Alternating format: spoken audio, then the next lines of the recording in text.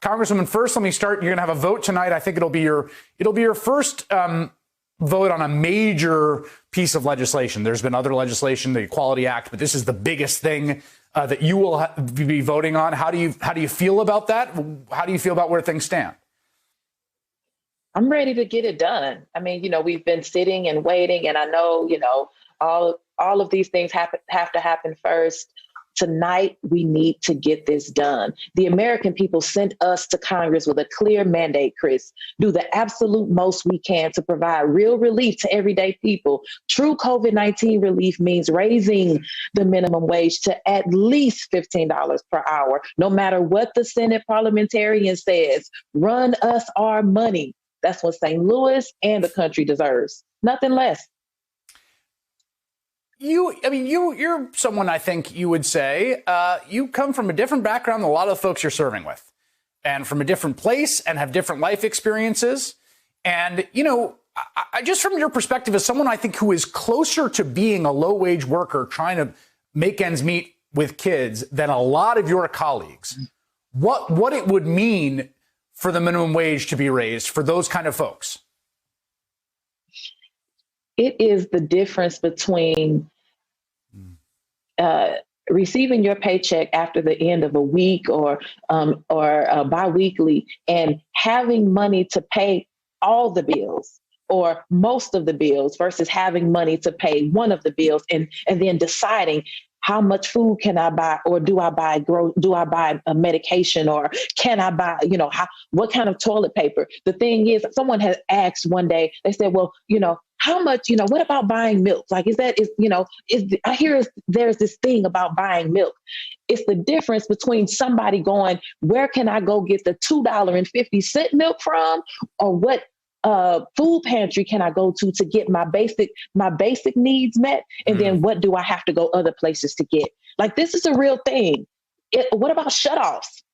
I know what it's like to come home every day wondering, will there be a letter pasted to my door saying 10 days or, paying 10 days or vacate? Will my electricity be off when I make it home? Will there be a note saying that my gas was turned off? If you haven't lived like that, we're talking about $15, Chris. We're not talking about making anybody rich. This is the difference between life and death for people.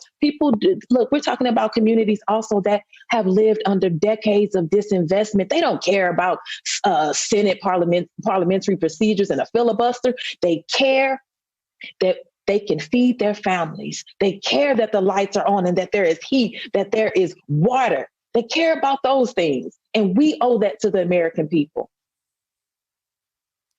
You're in a state, obviously your district is heavily Democratic, but the state you're in, Missouri, has trended quite conservative over the last few election cycles, particularly at the statewide level.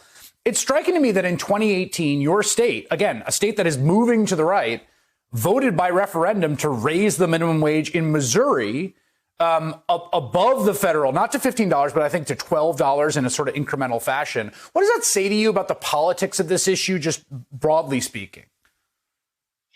It says that people know that they have needs, and it doesn't matter if you have an R or a D, if you don't have any affiliation to politics at all.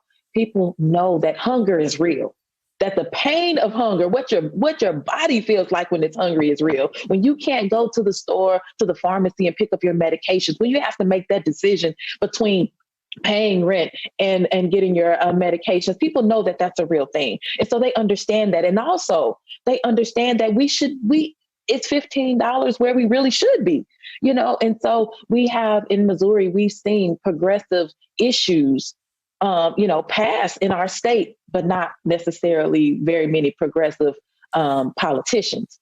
So that's where we have to do the education. But $15, we got to bring that home. Senator Thune, I saw a number of Republicans Republicans are, I think, the entire Senate caucus opposed to minimum wage. I don't think it would get a single vote either in the House. Maybe I'm mistaken. Senator Thune, who's the minority whip, he was saying, I started working bussing tables at the Star Family Restaurant for $1 an hour, slowly moved up to cook the big leagues for a kid like me to earn $6 an hour. Businesses in small towns survive on narrow margins, mandating $15 minimum wage. Historians have pointed out that $6 in 1979 is like $23 today. But it was interesting to me he said kid, because I think there is a conception a lot of people have and a lot of Republicans have sort of fed into, that these are all teenagers making the minimum wage. What's your response to that? Not at all. Not at all. We're talking about adults. We're talking about middle-aged adults. We're talking about our elders, and regardless of the age, when I show up to work and I do a job, pay me my money. Pay me a wage that is decent, because the work that I'm doing is decent. If I'm stocking shelves, you want those shelves straight. So you need to pay me a wage to make sure that I can hold my head up high enough and hop up on a ladder to be able to make sure that the products are set up on the shelf right. If I'm cooking your food, make sure that I'm mentally okay and physically okay to be able to cook your food, because you want to eat that, right? So it shouldn't matter the age of the person. And what he said, it's unbelievable, his words, because the thing is, if I worked for $5.35 an hour. I remember getting 10-cent merit raises, not raises, 10-cent merit raises. But you know what? It kept me in a position of poverty. It kept me hurting. Why do we want others to have to go through that? And the fact that I don't make that money now, I don't want others to go through it. Like, what type of elected official says, I have it, you have to fix it yourself? No. Take care of your people. And that's what I'm doing. That's what St. Louis deserves. That's what this country deserves. Hey, thanks for watching our YouTube channel. You should know that you can follow today's top stories and breaking news and catch up on your favorite MSNBC shows all in one place. Download the NBC News app today.